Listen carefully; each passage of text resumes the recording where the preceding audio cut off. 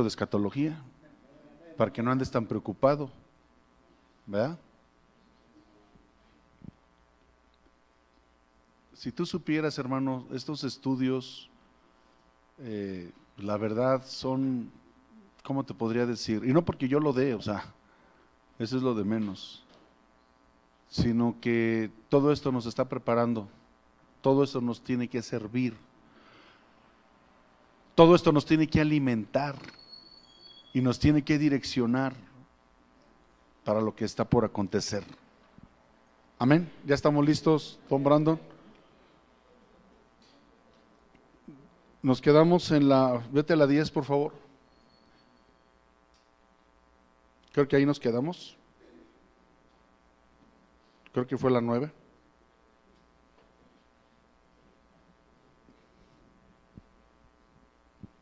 A la lámina 9, hijo, por favor. Dale un codazo que está a su lado y dígale, por favor, no me molestes. ¿Qué? La hermana Vane codea bien sabroso. Sí. Nos quedamos en la 9, hijo. ¿Nos fuimos a la 9? Adelante. Estábamos hablando de por qué estudiar la escatología bíblica. Ni siquiera hemos terminado eso. Porque han pasado y se han atravesado varias cosas. Pero vamos a ir tomando este curso de tal manera, hermanos, que nos quede bien claro todo lo que estamos aprendiendo. Vamos a orar. Padre, en el nombre de Jesús, Señor, danos la sabiduría, danos la prudencia y prepara, Señor, los corazones de todos mis hermanos para que todo lo que hablemos, bendito Dios, sea conforme a tu voluntad, conforme a tu propósito. Señor, no permitas que se hable nada fuera de tu perfecta voluntad. Nos disponemos a escudriñar tu palabra, Señor, y a explicarla conforme a la unción de sabiduría que nos da tu Santo Espíritu, Padre. En el nombre de Jesús te lo pedimos, Señor. Amén. Habíamos dicho, mis amados, que la escatología bíblica es la palabra profética, la predicción inspirada y solamente revelada por el Espíritu Santo a los siervos del Señor. Sí, esto lo habíamos visto hace 8 días, ¿verdad? Y habíamos visto inclusive la segunda carta de Pedro. Decíamos también que la escatología bíblica ocupa uno de los principales lugares entre los mensajes proféticos revelados en las Sagradas Escrituras. Aproximadamente, mis amados, el 40% de las profecías son de carácter escatológico. Alguien que me vaya buscando segunda de Pedro, capítulo 1, vamos a leer a partir del 19. La escatología bíblica es la manifestación del poder de Dios. ¿Cuántos dicen amén? Para predecir el futuro con el propósito de despertar las mentes en la dirección a las maravillas de su existencia y omnisciencia. Segunda carta de Pedro, capítulo 1, vamos a leer versículos 19, 20 y 21. ¿Quién lo tiene? Que nos lo pueda leer fuerte y claro, por favor.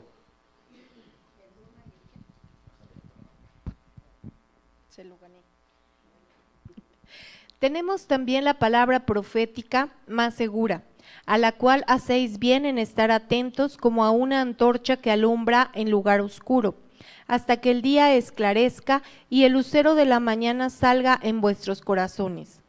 Entendiendo primero esto, que ninguna profecía de la Escritura es de interpretación privada, porque nunca la profecía fue traída por voluntad humana, sino que los santos hombres de Dios hablaron siendo inspirados por el Espíritu Santo. ¿Se da cuenta, mis amados? Habíamos hablado que nos damos cuenta que, y lo comentábamos, que la profecía bíblica no es de interpretación privada, ¿se acuerda? Sino que los santos hombres de Dios hablaron siendo inspirados ¿por quién? Por el Espíritu Santo. ¿Sale? Es la palabra más perfecta, es la palabra más exacta. Para aquellos que andan, y como lo comentábamos hace 8 días, que interpretar de manera correcta la escatología nos ayuda a evitar escuchar a falsos profetas. ¿Se acuerda que lo mencionábamos? Escuchar a gurúes, a filósofos, a gente que le encanta andar prediciendo el futuro. que a la final se está manifestando en estos últimos tiempos, escúcheme, un espíritu de adivinación. Y el espíritu de adivinación no sabe todas las cosas, mis hermanos. Bien. La escatología bíblica trae consigo un llamado de alerta a los seguidores de Cristo en relación con el estado espiritual y de expectativa en que deben vivir, aguardando con paciencia y esperanza el cumplimiento del mayor de los eventos escatológicos para la iglesia del Señor, a saber, el arrebatamiento. Hay puntos que son esenciales en la escatología y lo vamos a ver un poquito más adelante. Ya vamos a empezar a entrar en materia, solamente ahorita estamos en la introducción. ¿Por qué es importante estudiar la escatología bíblica? La escatología bíblica, veme siguiendo, mijo. La escatología bíblica desarrolla una conciencia futurísticamente profética. ¿Cuántos dicen amén? Donde todo creyente es motivado por el espíritu de la profecía a una perseverante santificación. Esto es importante que usted lo entienda. En la medida en que usted se empieza a involucrar, en la medida en que usted empieza a escudriñar en todo lo que tiene que ver con la escatología bíblica, sucede un efecto. Porque usted se está metiendo en la palabra de Dios. Y no solo eso, sino que usted se está involucrando en tener intimidad con Dios. Lo leíamos hace 8 días, ¿se acuerda? Dios no va a hacer nada sin antes revelárselo a sus siervos, los profetas. Y no todos están dispuestos a pagar el precio para ser profetas. No todos están dispuestos a pagar el precio para ser verdaderos discípulos. ¿Se acuerda que lo mencionábamos? Hablábamos que Dios no hace excepción de personas. Estábamos en Nogales, Sonora, y ministramos a una familia que ya había sido ministrada por muchos pastores. Y cuando nos pidieron ministración a nosotros, nos pusimos en ayuno, empezamos a orar por esta familia y se manifestaron demonios, hubo una manifestación demoníaca y esta familia quedó liberada. Entonces se reconciliaron con Dios, se volvieron a meter con Dios y se reenamoraron de Dios. Llegan el domingo a la iglesia donde ellos se congregaban, y pues estaban todos sacados de onda porque era la familia, ¿cómo te puedo decir? Era la familia por la que ya nadie daba un centavo. O sea, era la familia porque era la familia de los necios, era la familia de los que no hacían caso, era la familia de los rebeldes, era la familia que ya había recorrido todas las iglesias de Nogales, era la clásica familia que ya todo el mundo decía. Los Frías, esos ya ni agarran la onda, ya ni pierda su tiempo, pastor. Es un ejemplo. Oh, déjelos. Se me ocurrió los Frías porque vi aquí a los Frías, pero bueno, ¿qué tal los Casas, no? Esos Casas, ya ni los busque, pastor. Era esa clase de familia, amados, que ya los mismos pastores nos dijeron, ya no pierda su tiempo. Y lo único que necesitaban, número 1, ser escuchados. Número 2, una correcta administración en el espíritu. Número 3, fueron liberados. Y entonces ellos se reconcilian con Dios. Y yo le preguntaba esto al Señor. Señor, si ya habían sido ministrados por otros siervos, si ya habían sido orados por otros ministros, ¿por qué no había pasado nada? ¿Por qué de repente con unos sí, con otros no? No sé si te has preguntado eso. ¿No se supone que todos tenemos autoridad en el nombre de Jesús? Y cualquier cristiano con la autoridad en el nombre de Jesús podría hacer las cosas aún sobrenaturales. Escuche lo que le voy a decir, porque es lo que todos pensamos, pero no todos están dispuestos a pagar el precio por la unción. Escuché un dicho más o menos que dice así: si quieres ver cosas que Dios haga nunca antes vistas, disponte a hacer cosas para Dios que nunca has hecho. ¿Sí me quedó claro? Y entonces me di cuenta que una vida de ayuno, una vida de consagración, una vida de santidad es la que te lleva a ese tipo de logros sobrenaturales que no todo cristiano está dispuesto a hacer.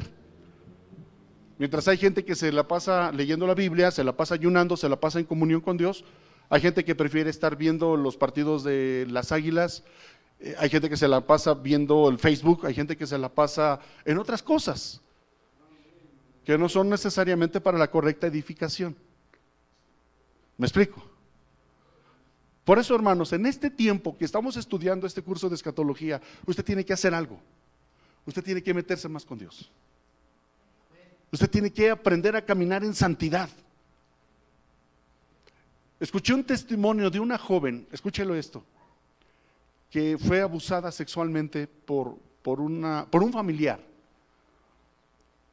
Un familiar abusa sexualmente de ella.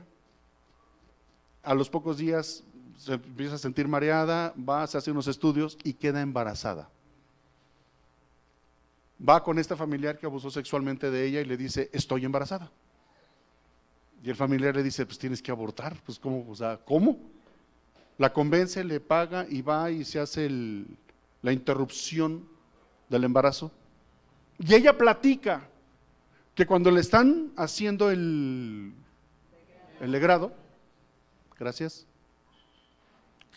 tiene un paro respiratorio y clínicamente queda muerta. Y entonces ella narra la experiencia de que se desprende de su cuerpo y de repente ¡fum! Algo la jala, una fuerza muy fuerte la jala al centro de la tierra y de repente está en el infierno.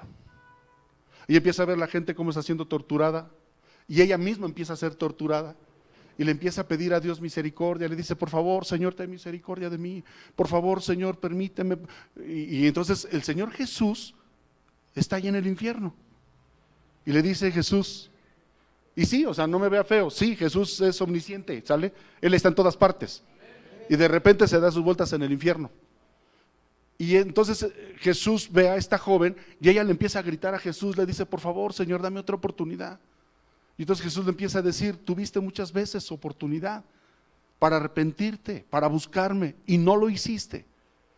Ahora ya estás aquí, o sea, ya estás aquí. Y entonces ella le empieza a decir, por favor, dame una oportunidad. Te prometo que si me dejas salir de este lugar, le voy a hablar a la gente de ti, le voy a hablar a la gente que este lugar es real, pero te lo suplico, dame una oportunidad. Entonces dice ella que Jesús se le queda viendo con ojos de amor y le dice, está bien. Y cuando le dice está bien, ¡pum!, despierta en el hospital. Regresa y entonces está conmocionada, está totalmente sacadísima de onda por lo que acaba de experimentar. Y por eso subió a Facebook su testimonio. Y le dice a la gente, arrepiéntanse porque el Señor Jesús le dice, dile a mi iglesia que vengo pronto, diles que se preparen, porque yo no voy a tener por inocente al culpable. Esto acaba de acontecer. Esta jovencita sube su testimonio a Facebook. Desesperadamente le dice, por favor, entreguen su vida a Jesús, por favor, el infierno es real, por favor, arrepiéntanse. Dejen de estar jugando. Porque el Señor Jesús le dice, dile a mi gente que deje de estar jugando conmigo, dice Jesús. Que deje de estar jugando conmigo, dice Jesús. Porque hay gente, hermanos, que viene a la iglesia y está jugando al cristiano. Hermanos míos, no nos engañemos, Dios no puede ser burlado. Dios tuvo misericordia de esta mujer, le dio una oportunidad, como lo hizo conmigo y como estoy seguro que también lo ha hecho contigo. Pero para aquellos que aún no han entendido lo que significa abrazar el evangelio, y como cantábamos hace unos momentos, tomar mi cruz y seguir a Jesús, ¿hasta cuándo vamos a entender eso? Para aquellos que no han abrazado el evangelio con todo su corazón y que sus nombres no están escritos en el libro de la vida. Para esto es la escatología también. Para que de una vez por todas entiendas que van a venir tiempos bien complicados, bien peligrosos, que todo este sistema de cosas va a empeorar, pero que los que verdaderamente tenemos a Jesús como nuestro Señor y Salvador, no solamente los que tenemos a Cristo en nuestro corazón, sino que estamos nosotros también en Jesús. No es lo mismo. A ver, espéreme, pastor. Sí, qué bueno que tienes a Cristo en tu corazón, pero ¿te has preguntado si tú estás en Cristo? El apóstol Pablo lo menciona. Los que estamos en Cristo, nuevas criaturas somos. ¿Verdad que sí? Pregúntale que está a su lado, ¿tú estás en Cristo?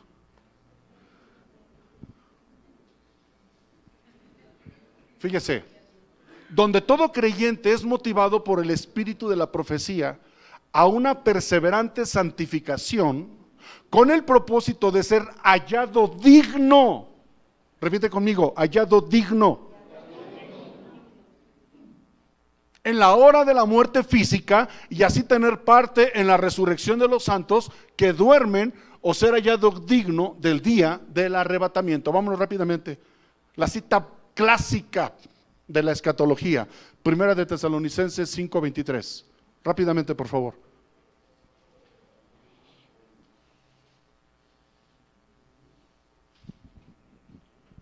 ¿Quién dijo yo? Levante su mano, por favor, para que me ayude a leer claro. ¿Me ayuda? Sí. Por favor, allá con esto.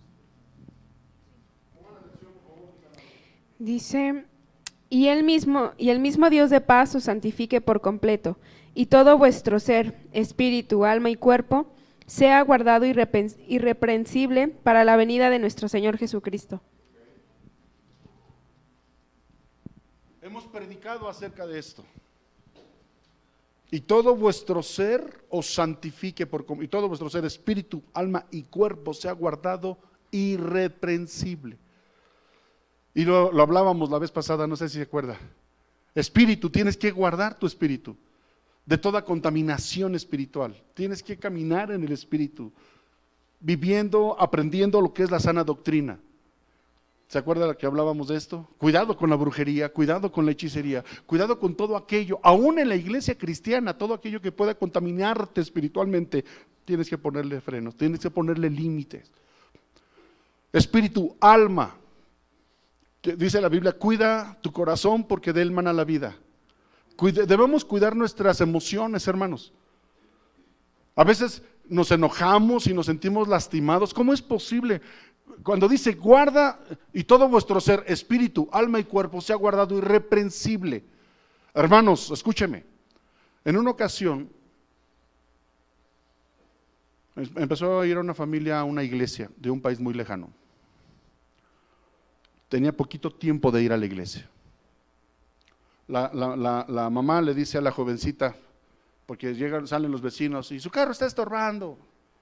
Entonces le dice la mamá a la niña, le dice a la jovencita, mueve el carro, porque estaban en la iglesia.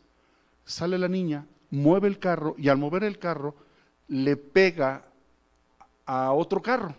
Al reversar le da un llegue, un choquecito laminero a otro hermano de la misma iglesia.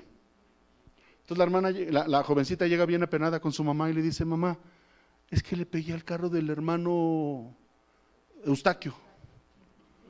Y le dice, ¿pero cómo? Es que no lo vi, mamá, o sea, fue un choquecito laminero, no lo vi.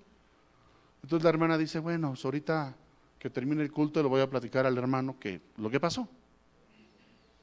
Entonces termina el culto, se acerca la hermana con el hermano Eustaquio y le dice, hermano, tengo algo que decirle. Me da mucha pena, pero no se preocupe. Mi hija, cuando movió el carro, le dio un llegue a su carro y le sumió la lámina. Este varón se puso como enchamucado. ¿Qué? ¿Pero por qué? Si mi carro es del año. No sé cómo le haga, porque yo no quiero. Y empezó el hombre, ¿qué dices tú? Válgame Dios. Y entonces la hermana le dice, la hermana era bebecita espiritual. Le dice, oiga hermano, pues espéreme, o sea, le estoy diciendo, le estoy pidiendo disculpas. No, pues, y todavía le dice, ¿no se supone que los cristianos debemos de ser gente comprensiva, gente? Y le dice hermano, yo no soy hermanita de la caridad, así que a mí me paga mi golpe, pero ya. Eso la mató espiritualmente y emocionalmente. Esta mujer se fue de la iglesia para nunca más volver a regresar a una iglesia. Cuidemos nuestras emociones. Y todo vuestro ser, espíritu, alma, se refiere a las emociones. Es que en esa iglesia me lastimaron. No, entonces no cuidaste tus emociones. Siempre va a haber alguien que te lastime. Siempre va a haber alguien que te ofenda a lo mejor hasta sin darse cuenta. Lo más peligroso, hermanos, es que cuando alguien empieza a servir en la iglesia y no es maduro emocionalmente, va a estar lastimando a los demás. Aquí, bueno, el ejemplo que te puse es de una iglesia lejana. Pero aquí ha habido gente que se ha ido porque ha habido servidores que los han lastimado. Cuidemos nuestras emociones. Cuidemos nuestro corazón. Y por eso el apóstol Pablo lo menciona, y todo vuestro ser, espíritu, alma y cuerpo. ¿Qué te puedo decir del cuerpo? Cuidemos nuestro cuerpo también. Cuidémonos. Cuando eres joven, no hombre, le entras a todo, fritanga, chachara, eres chacharero, eres fritanguero, eres coquero. Pero cuando ya alcanzas unos 48, 50 años de edad, te empieza a cobrar la factura. Empieza el ácido úrico, empieza los triglicéridos, empieza el que te sube el colesterol, y de veras, y hay la reuma, y hay el calambre, y cuidemos nuestro cuerpo porque es templo del Espíritu Santo. Amén. Entonces, amados, la que sigue, por favor.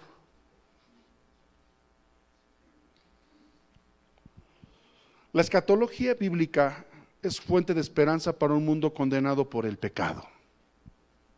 Así de sencillo. Nos hace ver que la Biblia es la única fuente de esperanza y confianza para el futuro. Y los hombres están recurriendo cada vez más a ella en busca en la presente oscuridad. Escuche esto, cada vez hay más gente que empieza a leer la Biblia. Gracias a lo que está aconteciendo, tal vez no escucharon al evangelista, tal vez no escucharon al hombre que les hablaba la verdad, sino que en medio de tanta preocupación. Mira, escúchame, ahora que fue el último terremoto del 2017, gracias, mucha gente empezó desesperadamente a leer la Biblia. Hubo gente que empezó a asistir a iglesias. A mí me invitaron, oiga pastor, mire, hay una familia que vive por el centro y están preocupados, están cuando ya no puedes dormir porque piensas que en cualquier momento va a temblar, ya estás choqueado, ¿cómo? Paranoico, sí, o sea, y me dijeron, ¿y quieren que vaya un pastor a hablarles? Ya, se me pusieron de apechito. O sea, en medio de la paranoia, la gente empieza a escudriñar, empieza a escuchar. No hay lugar más idóneo para predicar las buenas nuevas que en un sepelio. La gente está sensible, la gente está consternada, la gente está lastimada, la gente está dolida. Y está con la clásica pregunta, ¿a dónde iremos a parar? Y cuando un hombre de Dios se levanta y empieza a declarar palabra de parte del Espíritu Santo, los corazones son contristados. Y las veces que me ha tocado predicar en un sepelio, en un funeral, y haces el llamado para recibir a Cristo, es más la gente que recibe a Cristo ahí que en las mismas iglesias. De veras. Los que nos han acompañado a los funerales, cuando hacemos el llamado para, y cierra tus ojos, vamos a orar, y Señor Jesús, y si hay uno que otro que está así, ¿no? Pero la mayoría está con sus ojitos cerrados y algunos hasta llorando, tocados por el Espíritu Santo. ¿Se da cuenta? ¿Qué pasó? ¿Alguien quiere comentar algo? Entonces decimos que en medio de todo lo que está aconteciendo, los hombres están recurriendo cada vez más a ella en busca de luz en la presente oscuridad. Mediante la escatología vemos a Dios como arquitecto de las edades, como el amante padre que nos ha hecho partícipes de confianza, revelándonos su plan para el futuro. ¿Usted quiere saber lo que va a acontecer? Qué bueno que viene a su curso de escatología, pero usted necesita meterse, y se lo digo una vez más, meterse en serio con Dios. Y Dios te va a empezar a revelar no solo esto, sino muchas cosas más. ¿Cuántos dicen amén a esto? La escatología bíblica también motiva al creyente porque es fortaleza de su fe y de esperanza. Es gozo en medio de la crisis, de la aflicción. Y es provechosa, alguien que vaya buscando 2 de Corintios, por favor, 4:17, y es provechosa para la vida del cristiano. Eso es lo irónico de Dios, eso es lo antagónico.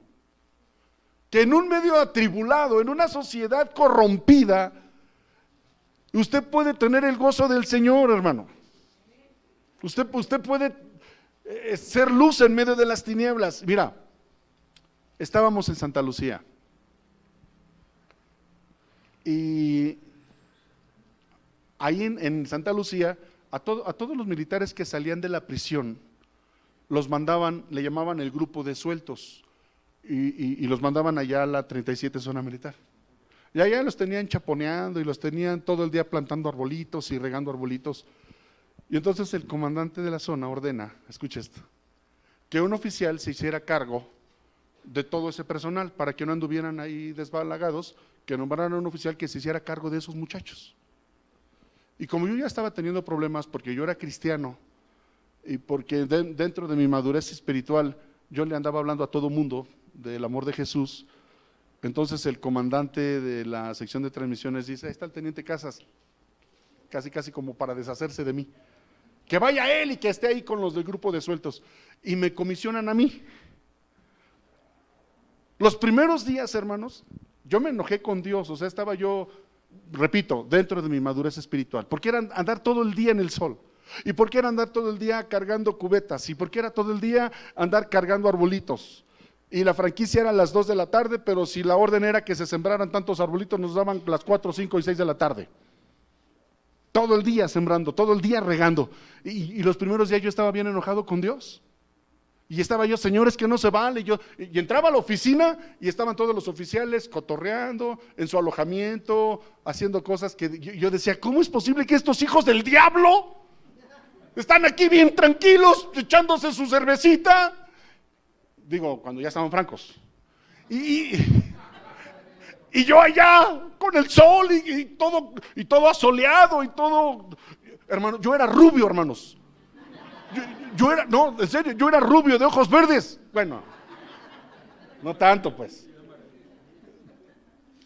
¿Ven cómo está Dinora? Yo era más clarito. Se los digo delante de Dios. Les voy a enseñar una foto de cuando yo era niño. Yo era rubio y de buen parecer. Ay. Y entonces ahí todo el día andar en el sol. Y yo me enojaba porque iba al alojamiento y veía a los oficiales dormidos viendo la tele y órale, y el comandante de la zona dice que más arbolitos y que más y que riegue y que chaponeen acá. Santa Lucía es para volverse loco. Es un área muy grande. Y de repente, en una ocasión yo estaba orando, Señor, pues no sé, entendí el propósito, dije, bueno, Señor, y empecé a cantar una alabanza, dije, bueno, voy a hallar contentamiento en medio de mi aflicción. Y empiezo a cantar yo, la única razón de mi adoración, y porque me ponía con los muchachos a chaponear, o sea, como que para qué me quedaba yo parado nada más viendo. Digo, órale, pues en la escuela lo hacíamos, órale. No era muy común, pero ahí estoy y cantando, ¿no? Y se me acerca un sargento y me dice, oiga, mi teniente, no entiendo, estamos bien fregados, estamos bien... Y usted está cantando. Y usted es el único feliz en medio de todos nosotros. ¿Qué tiene usted? Y cuando me dijo, ¿qué tiene usted? Me quedé yo. Pues de ahí soy. Entonces ya le empecé a decir, es que tengo a Cristo en mi corazón. Y le empecé a predicar. Le empecé a hablar del amor de Jesús. Y entonces ahí entendí el propósito por el cual Dios me tenía ahí. Y no echando la concha como los demás oficiales. Y todos los compañeros, había marinos, había gente de la policía militar. De hecho, uno de ellos, uno de mis hijos espirituales que rescaté ahí era mi Noya. ¿Se acuerdan de Noya? A él lo engendré ahí, en mis prisiones de Santa Lucía. Todos los del grupo sueltos recibieron a Jesús en su corazón. Todos. No hubo uno solo. Y me los llevaba para la casa, les hablaba y les compartía y oraba por ellos y fue de la manera en que se empezó a levantar la iglesia de Santa Lucía. ¿Se da cuenta cómo en medio de la aflicción Dios se glorifica? Así que si te ponen a ti en un lugar incómodo y si te ponen en medio del sol y ves que los demás compañeros de trabajo se la están llevando bien cachetona, acuérdate que hay un propósito de Dios. Siempre hay un propósito de Dios, siempre Dios se va a glorificar en medio de tu desesperanza, en medio de tu desesperación y de tu aflicción. Y esto es lo que nos lleva. Te estoy diciendo, yo era un bebé espiritual, estaba recién convertido, pero desde ahí entendí que ya tenía un propósito. Desde ahí entendí que cualquier cosa que me pasara era con un propósito de parte de Dios. Amén. La escatología bíblica, ya lo leí, ¿verdad? Segunda de Corintios 4:17, ¿quién lo tiene? Rápidamente, por favor, levante la mano, ayúdenme a buscar las citas bíblicas.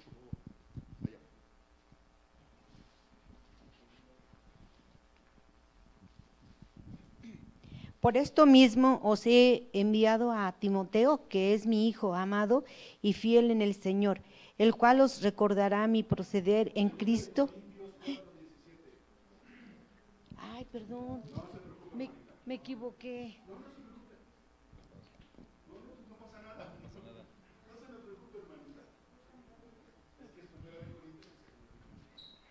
Amén. Porque esta leve tribulación y momentánea produce en nosotros cada vez un excelente y eterno peso de gloria. ¿Estás siendo atribulado? ¿Estás pasando por situaciones complicadas? Gózate en el Señor. Porque viene un mayor peso de gloria. Amén. Y decimos que y es provechosa para la vida del cristiano, segunda de Timoteo 3:16, 17. Por favor.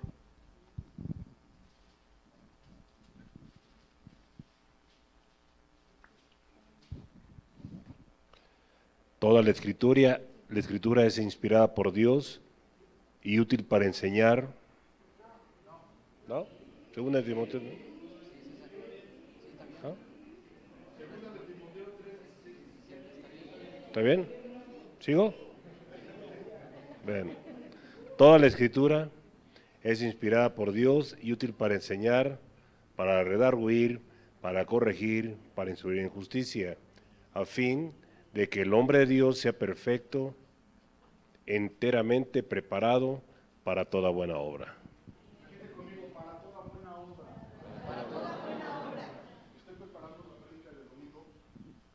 Normalmente no lo hago, gracias. Pero vamos a hablar de la gracia. Y es eso, preparado para toda buena obra. La gracia, mis hermanos, rebasa los límites de lo establecido. Cuando Jesús dice, si te dan un cachetadón, ponle la otra mejilla. Cuando la gente que te odia, te menosprecia, te calumnia y te critica, y tú puedas bendecirla. Eso es gracia. La gracia, mis amados, es un favor no merecido. Y como cristianos nos falta mucho. Un verdadero discípulo, cuando oye que lo están atacando, cuando oye que lo están calumniando, puede voltear y bendecirlo. Hermano, gracia es que a uno de tus hijos lo asesinan y vas al reclusorio y vas y agarran al delincuente, agarran al asesino, y tú puedes ver al asesino a los ojos y decirle que lo perdonas y le hablas del amor de Jesucristo. Eso es gracia. Y no cualquier cristiano está dispuesto a este nivel. Por eso dice, hasta llegar a la estatura del varón perfecto, llenos de gracia y de verdad, que podamos amar a un mundo que está perdido, y que ves que el joven te voltea a ver y te mienta a la madre, y tú le puedas decir, tranquilo hijo, Dios te ama, Jesús te ama. Y puedes ver a alguien que te agrede o alguien que te falta el respeto, y tú sabes que no es él, es la situación espiritual o emocional que trae, y que aún así lo puedas bendecir, y que aún así lo puedas ayudar.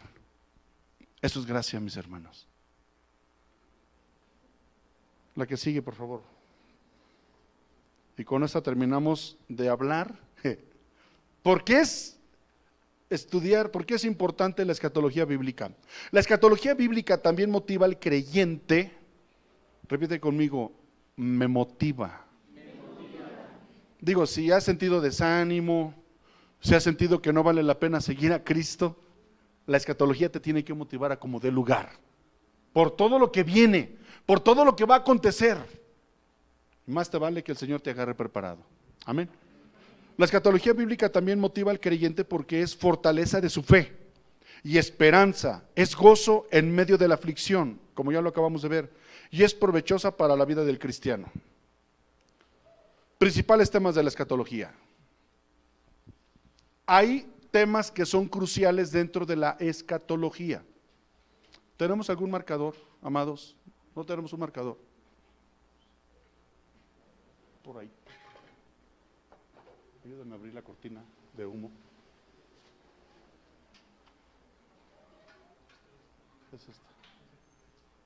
A ver si hay algún marcador por ahí.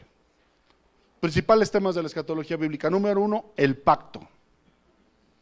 Para el cumplimiento escatológico es necesario iniciar con el establecimiento del pacto que Dios hizo con el hombre. ¿Cuál fue el primer pacto de la Biblia, mis hermanos? El primer pacto que Dios hizo con el hombre. A ver, esos teólogos. ¿Cuándo fue el diluvio? Y Dios hizo un pacto con Noé de que no iba a volver a inundar la tierra. ¿Sí? Pero también hizo pacto con Adán. O sea, Dios es un Dios de pactos, ¿amén? Entonces, para empezar a hablar de escatología, lo primero que tenemos que entender es que Dios hizo un pacto con el hombre. Y todo lo que, ¿se acuerdan que hemos enseñado que todo lo que sucedió en el Antiguo Testamento era sombra de lo que había de venir? Y te puedo poner varios ejemplos. El diluvio.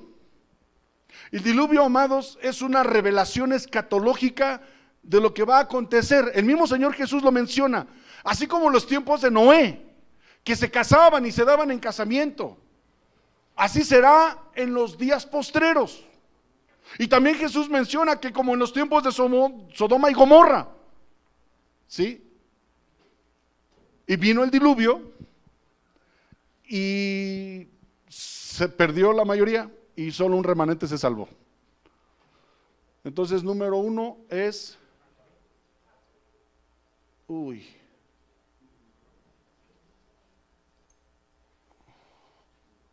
no podemos hablar de escatología sin esto. Empezar a tocar el tema del pacto que Dios hizo con el hombre. ¿Sale? El siguiente elemento, el siguiente tema de la escatología es la profecía. ¿Sale? Estoy escribiendo para aquellos que están tomando nota. Ojalá ya haya otro marcador.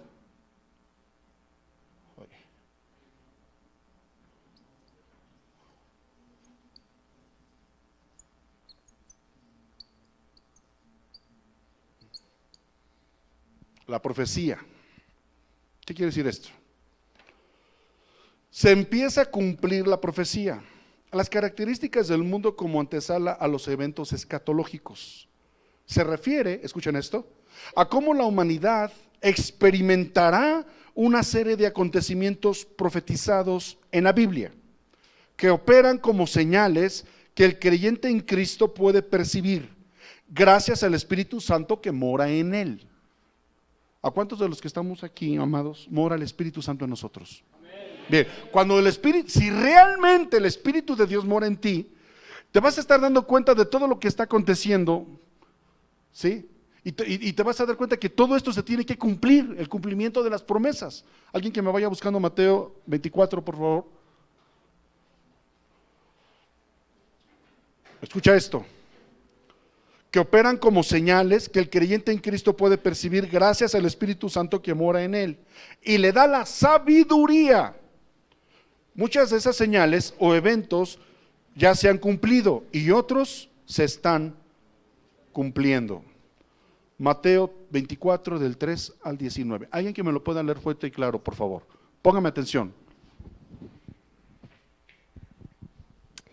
Dice: y estando él sentado en el monte de los olivos, los discípulos se le acercaron aparte, diciendo: dinos, ¿cuándo serán estas cosas, y qué señal habrá de tu venida y del fin del siglo?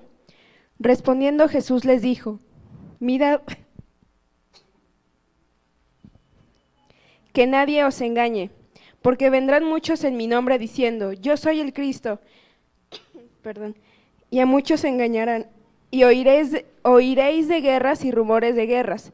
Mirad que no os turbéis, porque es necesario que todo esto acontezca, pero aún no es el fin.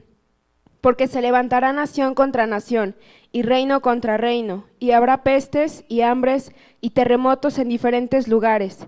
Y todo esto será principio de dolores, Entonces os entregarán a tribulación y os matarán, y seréis aborrecidos de todas las gentes por causa de mi nombre. Muchos tropezarán entonces, y se entregarán unos a otros, y unos a otros se aborrecerán. Y muchos falsos profetas se levantarán y engañarán a muchos. Y por haberse multiplicado la maldad, el amor de muchos se enfriará. Mas el que persevere hasta el fin, éste será salvo.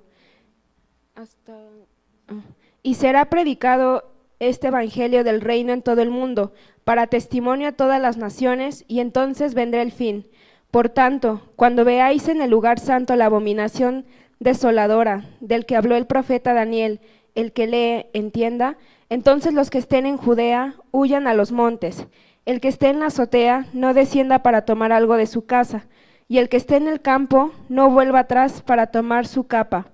Mas ay de las que estén encintas y de las que críen en aquellos días. Se oye como muy pesimista, ¿no? Todo lo que el Señor Jesús está diciendo, todo eso se está cumpliendo. Y se va a seguir cumpliendo. Jesús el Mesías no solamente es el Hijo de Dios, sino que es profeta. Jesús tiene la unción apostólica y tiene la unción y profética, y es el pastor de los pastores. Entonces, aquí está hablando Jesús de lo que está profetizando, de lo que iba a suceder en los últimos tiempos. Y no me alcanzaría el tiempo para explicarte punto a punto lo que está mencionando, pero lo que sí dice es que va a haber una tribulación y que vamos a ser entregados y que vamos a ser asesinados y que nos van a matar en el nombre de Dios y que nos va a ir, hermanos, va a estar rudo. Dile que está a tu lado, va a estar rudo.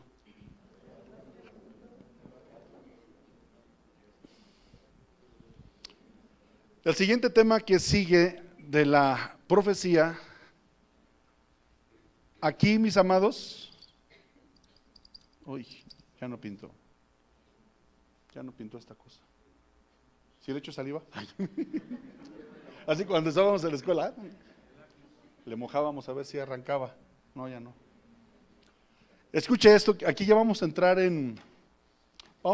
no en polémica ni en debate, porque a la final, ahorita vamos a ver las posturas doctrinales que hay dentro de la misma iglesia cristiana. Cuando se habla del arrebatamiento. La que sigue, por favor, hijo. El arrebatamiento de la iglesia es el proceso, ponga atención a esto, mediante el cual Cristo traslada a la iglesia creyente en Él y se la lleva al cielo. Para este traslado, los creyentes deben ser transformados. Su cuerpo físico debe cambiarse en un cuerpo glorioso. Lo menciona el apóstol Pablo. Es el famosísimo arrebatamiento. Jesús mencionó de esto. Cuando dice que habrá 2 hombres trabajando en el campo, habrá 2 mujeres lavando en el río, habrá 2 durmiendo en una cama. ¿Qué te dice esto? Digo, para aquellas hermanas que, es que mi esposo no quiere entender, la salvación es personal. La salvación es personal. Y más te vale que tú estés bien, porque va a haber una segunda oportunidad. Esto lo vamos a estar viendo más adelante. ¿Sale? Pero el arrebatamiento de la iglesia va a suceder. Dice que vendrá y escogerá de los 4 puntos cardinales a sus escogidos. Sí va a ser el arrebatamiento, en un abrir y cerrar de ojos. A la final trompeta, alguien que me ayude a buscar la cita bíblica porque no la alcancé a poner. Cuando dice que los muertos en Cristo resucitarán primero y que los que hayamos quedado vamos a ser arrebatados y así estaremos en el cielo con el Señor. Alguien que me la busque, por favor.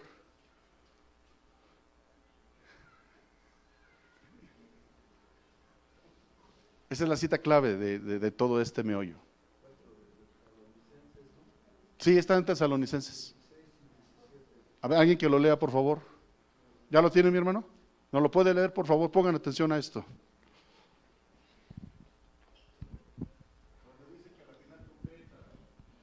Dice así la bendita y santa palabra. Porque el Señor mismo, con voz de mando, con voz de arcángel y con voz de trompeta de Dios, descenderá del cielo y los muertos en Cristo resucitarán primero.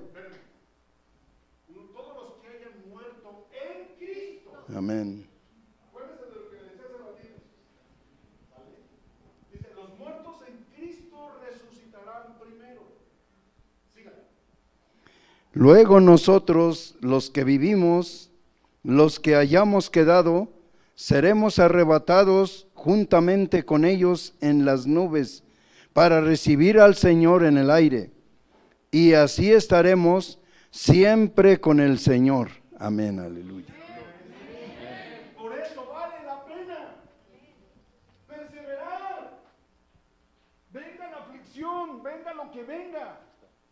Hermanos, el verdadero discípulo de Jesús no solamente debe de estar listo para predicar en cualquier momento. No solamente el verdadero hijo de Dios tiene que estar listo para cuando se presente la oportunidad de predicar y de orar por los enfermos. Siempre no tiene que estar listo, pero también tiene que estar listo para morir. Tienes que estar listo en el momento en el que el Señor te llame a cuentas y no le digas, Señor, espérame, no vengas. Llegó Verónica Leal hace unos años y nos dice, pastores, necesito llevarle un encargo a Lupillo Rivera, son amigos. Y me dice, no sean malitos, acompáñame al Teatro Blanquita. Entonces la fuimos a recoger al aeropuerto y llegamos al Teatro Blanquita porque le iba a llevar un encargo a Lupillo Rivera, que estaba en concierto. Y entonces ella le dice, voy con unos amigos que son pastores. Entonces Lupillo Rivera agarra los boletos en primera fila. O sea, eso se convirtió, hermanos. Ni cuando estaba en el mundo iba a esos eventos. Estábamos en primera fila escuchando a Lupillo Rivera, echándose sus 2 horas. Y nosotros, pero ya nos tenemos que ir. Hermano, pues es que estoy esperando a que termine. Y nos echamos todo el concierto de Lupillo Rivera. Y estábamos, Señor, no vayas a venir por tu iglesia, no vayas a venir, no vayas a venir por tu pueblo. Estábamos preocupados, porque estábamos en un lugar donde si hubiera llegado Cristo, ahí nos andamos quedando, ¿no? Tenemos que estar listos, amados. Este es el arrebatamiento. Este es el arrebatamiento. Después del arrebatamiento, dice, escuchen, porque ahorita vamos al punto que te quiero mencionar. El inicio y desarrollo de la tribulación. Esta postura es la que normalmente consideramos que así es. Hay otras posturas, porque después viene el inicio y el desarrollo de la tribulación. Es el periodo después del arrebatamiento, durante el cual se cumplirá una serie de eventos de juicio contra el mundo y sus habitantes. Habrá sufrimientos, enfermedades, pestes, terremotos, entre otras calamidades. Se van a desatar los juicios de Dios, los jinetes del Apocalipsis, todo lo que habla el libro, el cáliz de la ira de Dios va a ser vaciado puro sobre la humanidad. Van a desear morirse, pero ya no, la muerte ya no va a estar. La muerte huirá de ellos. Tremenda cosa es lo que les espera a los que se queden, hermanos.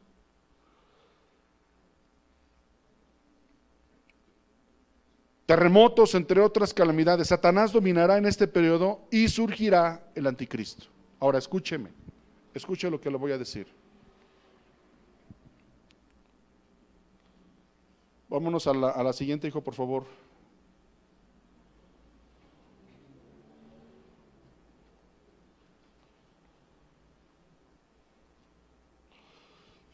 El momento del arrebatamiento en relación con la tribulación, ¿ya me la encontraste? Es uno de los puntos más controversiales en la iglesia hoy en día. Las 3 opiniones principales son, escúchenme, pretribulación. Quiere decir que el arrebatamiento ocurre antes de la tribulación. Te voy a mencionar las 3 posturas teológicas que hay con respecto al arrebatamiento. La primera postura es la pretribulación. ¿Qué quiere decir esto? Que antes de que venga la tribulación, Antes que se levante el anticristo, antes que todo lo que se está moviendo del nuevo orden mundial y que se van a unir todas las religiones, y te lo tengo que decir, porque el Papa está uniéndose con los musulmanes y se está uniendo con los judíos y se está uniendo aún con los hindúes y con los monjes budistas y quieren organizar una gran religión a nivel mundial. Y cualquiera dijera, ay, qué bonito, todas las religiones se van a unir, eso es diabólico. Ese es el ecumenismo. El anticristo lo que quiere es reunir a todas las religiones. Y se lo digo de una vez, más bien, de una vez, para que usted esté atento. No se deje llevar por el romanticismo de, ay, es que van a reunir a todas las religiones. Eso suena muy bonito, ¿no? O sea, no importa que tu Dios Alá mande a asesinar a los que no creen en Alá. No importa que tú tengas 300 millones de dioses. O sea, no importa. No importa que tú, o sea, no, espéreme. Jesús dijo, yo soy el camino, la verdad y la vida. Nadie viene al Padre si no es a través de mí. Ni Buda te va a salvar, ni Krishna te va a salvar, ni Mahoma te va a salvar. Solo Jesús salva. ¿Cuántos dicen amén a esto? Por eso los verdaderos cristianos tienen que estar bien atentos a esto. Y ya está moviéndose el nuevo orden mundial. Ya están provocando la unión de todas las religiones, hermanos. Entonces, cuando se levante el premilenialismo, que es el arrebatamiento, ocurre antes de la tribulación. Meditribulacional, es decir, el arrebatamiento ocurre en el punto medio de la tribulación. Y está también la otra postura que es la post-tribulacional, es decir, el arrebatamiento ocurre al final de la tribulación. Hay estas tres posturas en la iglesia. Hay estas tres. Y las tres tienen fundamento. ¿Sale? Te vas a encontrar con doctrinas, sobre todo lo calvinista, que dice que el arrebatamiento, que primero tiene que haber dolores de parto y que tiene que surgir el anticristo y que luego vamos a ser perseguidos y viene la marca de la bestia y todo lo que va a acontecer y entonces hasta el final va a ser el arrebatamiento. Espéreme.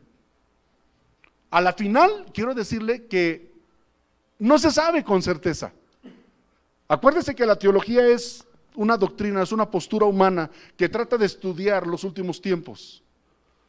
Entonces, lo que nosotros creemos como centro cristiano, trigo, vino y aceite, es más, yo les quiero preguntar, ¿cuál cree que sea la más acertada de las tres?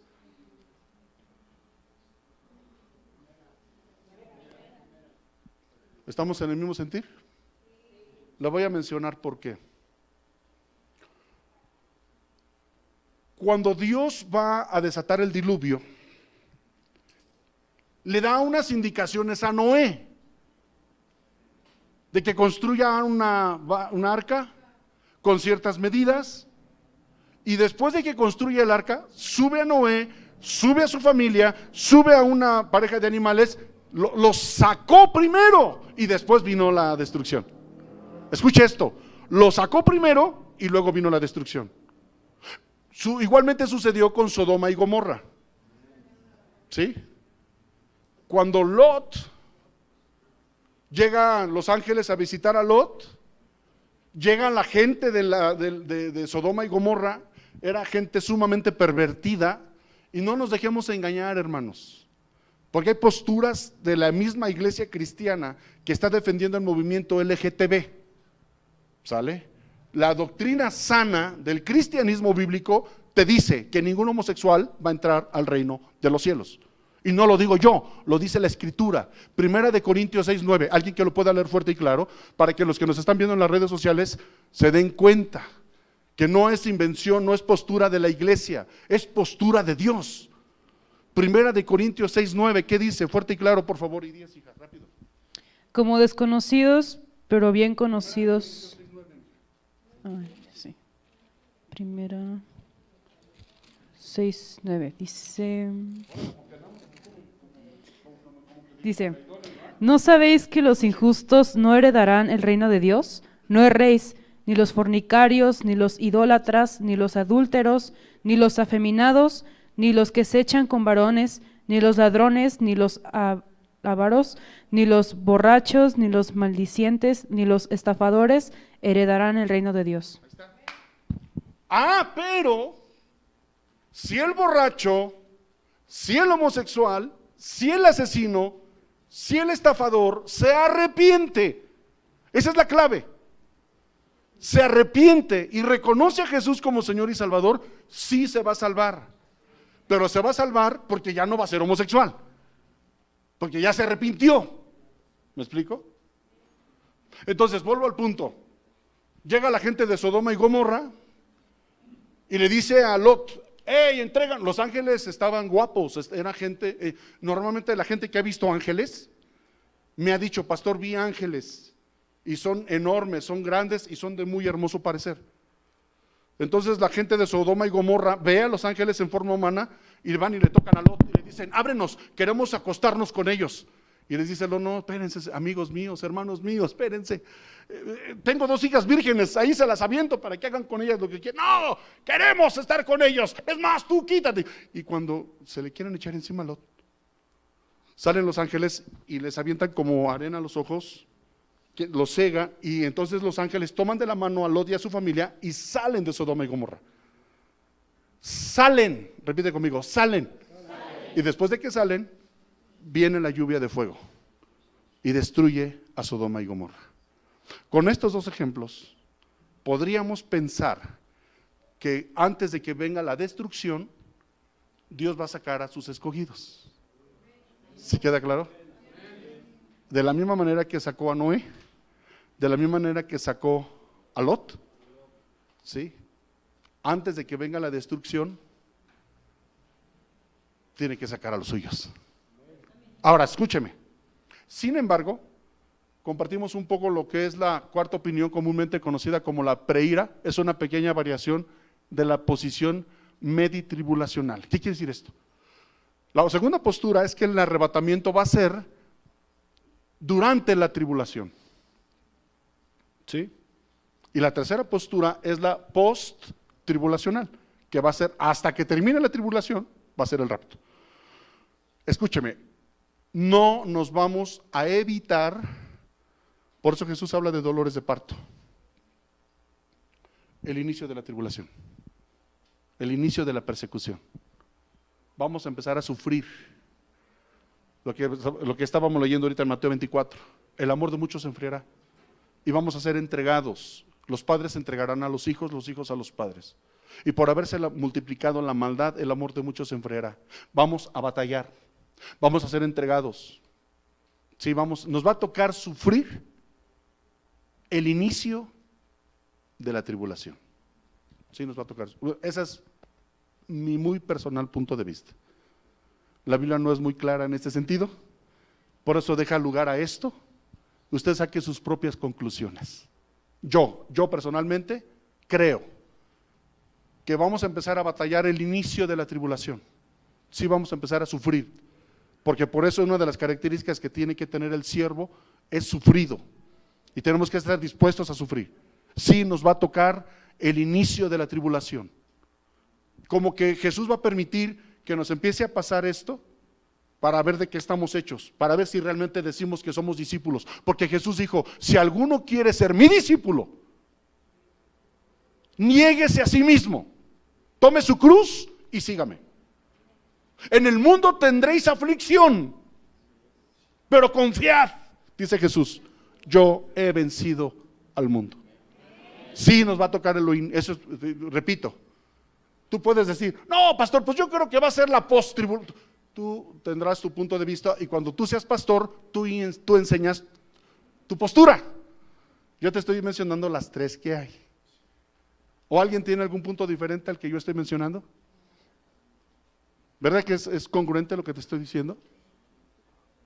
¿Sí o no? ¿Alguien quiere comentar algo hasta aquí? El rapto es tan real como que Jesús lo dijo. ¿Sale? Acuérdense de esto, Dice: estarán 2 trabajando y uno será arrebatado. Estarán 2 mujeres lavando en el río y una será arrebatada. Asegúrate que seas tú la que vas a ser arrebatada. Asegúrate tú, varón. Por eso te decía hace rato, deja de estar jugándole al cristianito. Deja de estar jugando a la iglesita. Porque mira, a los pastores podrás engañarnos, a los líderes podrás dorarnos la píldora, pero a Dios no lo engañas. No lo engañas, hermano. Para aquellos que siguen andando de fornicarios, para aquellos que siguen andando de adúlteros, para aquellos que siguen metiéndose cochinada y media en el cuerpo. Si no se arrepienten, se van a quedar en el rapto. Y entonces sí, ya no me da tiempo, pero vamos a hablar de lo que es la tribulación. Y te lo voy a mencionar de tal manera que si vas a decir, no, pues tendré que estar muy tarado para quedarme en el arrebatamiento. Tendré que estar bien soperútano. Digo, es que tenemos la oportunidad ahorita, hermanos. Por eso te lo decía al principio de la clase, de meterte en serio con Dios. Porque de Dios nadie se burla. ¿Se acuerdan de la canción que puso Isaac el domingo? Híjole, estuvo ruda. Era el consentido del pastor, era el que servía. Y Satanás le dice, sí, pues eso es lo que tú pensabas, pero tú me perteneces. Porque jugabas a la iglesia, porque jugabas a ser cristiano. Así que, amados, con esto voy a terminar. Es el pacto, la profecía, ya no alcancé a escribir. Era el arrebatamiento, el inicio y desarrollo de la tribulación. ¿Sí, Brandon? Es el periodo después del arrebatamiento, durante el cual se cumplirá una serie de eventos del juicio contra el mundo y sus habitantes. Pero ¿cómo, pastor, si Dios es amor? Sí, pero también es fuego consumidor. Tremenda cosa es caer en manos de un Dios vivo. Acuérdese de esto, con Dios no se juega. Gracias, mijo. Con Dios no se juega. Ah, caray. Ayúdame. No estás en el mismo sentir conmigo. Estoy hablando del arrebatamiento de la iglesia. Es la lámina 19, mijo. ¿No la tienes? Pues no la pasaste. Bueno, con razón, estamos así como que pajareando. Es el Brando. Pero sí te perdono. Ah, ya está, ahora sí. ¿Ves? O sea, sí, te tengo que picar las costillas. Dice, el arrebatamiento de la iglesia es el proceso mediante el cual Cristo traslada a la iglesia creyente en Él al cielo. Para este traslado los creyentes deben ser transformados, su cuerpo físico debe cambiarse en un cuerpo glorioso. Lo menciona el apóstol Pablo y lo dice. Y luego el siguiente punto, el siguiente tema a tratar de la escatología es el inicio y desarrollo de la tribulación. Es el periodo después del arrebatamiento. Ya quedamos claro entonces que adoptamos la pretribulación, acompañada con un poquito de ¿cómo dijimos que se llamaba cuando es durante? ¿Cómo? Meditribulación. Sí, es que sí vamos a sufrir el principio. Podríamos ponernos ahí más o menos en esa postura, ¿sale?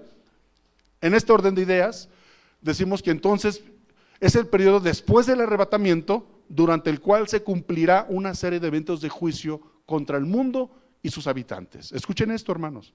Habrá sufrimientos, enfermedades, pestes, terremotos, entre otras calamidades. Satanás dominará en este periodo y ahí es cuando surge el anticristo. ¿Te conviene quedarte? Así que más vale que te apliques. Allá levantaron la mano, por favor.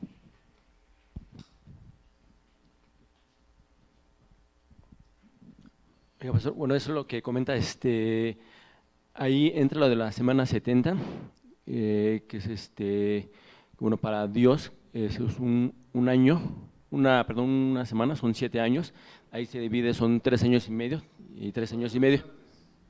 Porque habla de las 70 semanas en Daniel. Sí, 9. Más adelante, pero habla de las 3 semanas y media.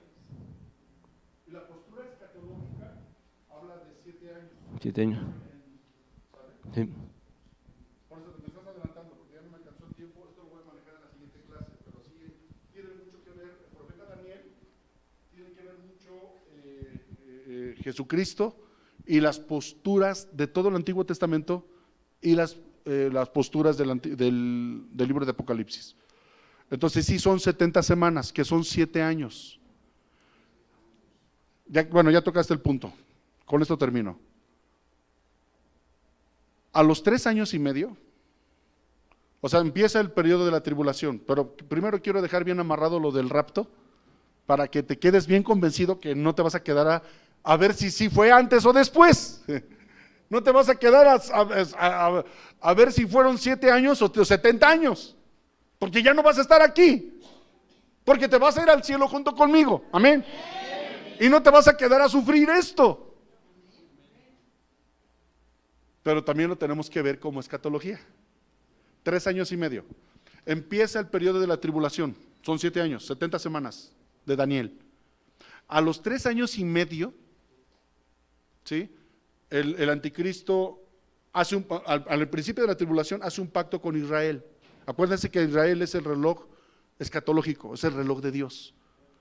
Entonces hace un pacto de paz, por eso se llama el falso profeta.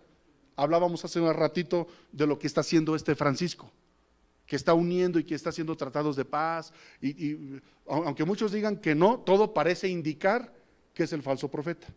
Algunas posturas hablan de que es el anticristo. No, espérame, el anticristo todavía no se levanta. Mientras esté el Espíritu Santo aquí, el anticristo no se puede levantar. Dice, porque hay quien al presente lo detiene, y es el Espíritu Santo. Escuchen esto, y con esto termino. Cuando el Espíritu Santo, cuando sea el arrebatamiento, nos vamos a ir todos los que estamos en Cristo, amén.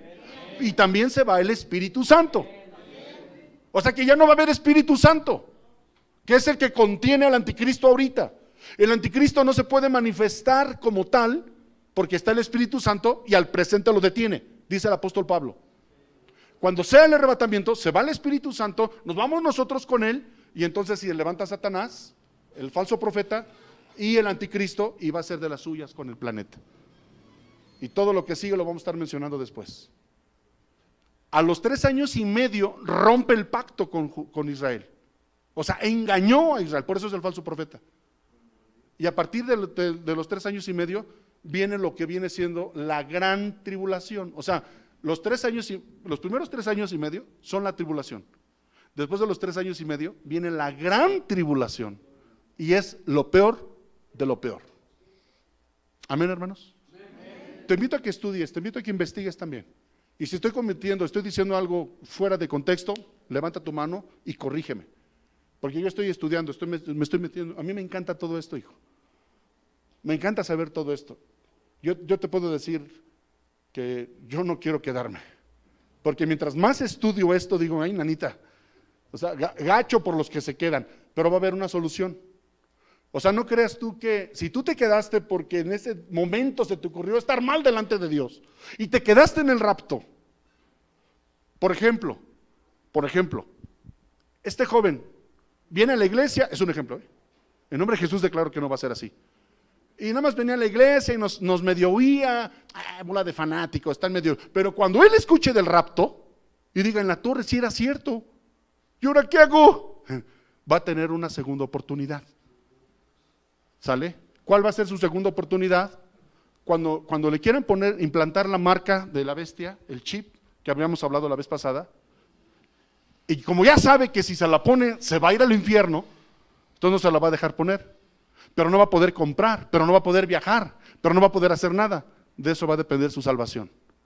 Y van a poner la estatua de la bestia para que la adore. Y si no se postra y si no adora a la bestia, le van a volar la cabeza. Esa va a ser su boleto al cielo. Escuchen esto, para los que se queden en el rapto. Vas a tener una segunda oportunidad. No digo, en el nombre de Jesús, espero que todos nos vayamos. Pero hay un estudio escatológico que dice que en todas las iglesias cristianas, más del 40% se va a quedar en el rapto. Dice esa estadística. Declaro en el nombre de Jesús que de trigo, vino y aceite, todos nos vamos. Ahora, cuando le vuelen la cabeza a él, eso, o sea, como rechazó, escuchen esto, porque esto es revelación, como rechazó el sacrificio de Jesús, rechazó que Jesús dio su vida por él, entonces ahora le va a costar su propia vida, su salvación. Y le van a volar la cabeza, lo van a decapitar. Pero eso, como no se postró ante la bestia y como no se puso la marca de la bestia, entonces va a ser como su segunda oportunidad. Y ella te vamos a esperar. Pero deja que te decapiten. Solo así. No, digo, porque si vas a adorar a la bestia, no llegas al cielo. Si vas a adorar a la bestia, olvídate de llegar al cielo. Imagínate, yo no quiero estar en esa escena, que órale, y veas la chota y el verdugo con su gorra ahí, y órale, ponte. No, mejor sí la adoro. Ay, esa chota está bien grandota. No, no veas el hacha. Deja que te vuele en la cabeza, ya te esperamos en el cielo. Cierra tus ojos. Padre, en el nombre de Jesús, gracias, Señor, por este estudio. Porque estoy convencido, Señor, que tú nos vas a llevar a tener más convicción, a tener más entereza, Dios mío, de lo que tú quieres revelarnos, de lo que tú quieres enseñarnos, Señor, acerca de los últimos tiempos. Gracias, Padre, porque a través de la escatología tú nos estás llevando a comprometernos más contigo, Dios. En el nombre de Jesús, te doy gracias por las vidas, por los corazones de mis hermanos que prontamente han venido, Señor, a seguir estudiando, a seguirse preparando. Y te pido, Padre Santo, como iglesia de sana doctrina, como iglesia que está aprendiendo de manera correcta, que pongas en el corazón de todos mis hermanos, aún de los que dudan, aún de los que no están muy convencidos, Señor, que pongas esa convicción en su corazón. Y Dios, cuando sea ese evento glorioso, llamado el arrebatamiento, que toda tu iglesia, Centro Cristiano, Trigo, Vino y Aceite, partamos contigo, Padre. Ayúdanos a cuidar, Señor, nuestra salvación con temor y temblor. Ayúdanos, Padre, a mantenernos en santidad, sin la cual nadie verá al Señor. Y si hemos cometido errores, si te hemos fallado, te pedimos perdón, Señor. Ayúdanos a mantenernos. Ayúdanos, Dios, a caminar en santidad todos los días de nuestras vidas. En el nombre de Jesús, Señor, te lo pedimos. Amén y amén. Dale un fuerte aplauso al Señor.